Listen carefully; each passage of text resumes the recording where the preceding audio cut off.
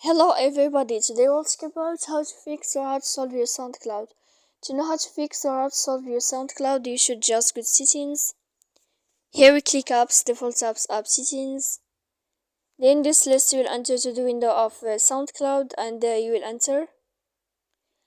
Then this page of app info, we click on first stop and we click OK.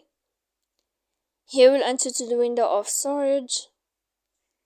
Then we click clear cache. You will go to your airplane mode and you can turn on. Then you can wait a moment or you can wait 3 seconds to turn off your Wi-Fi again. So that's you can know how to fix your problem on SoundCloud. So please don't forget to support us by like and subscribe. See you next time in another video, and thank you for your attention and your watching.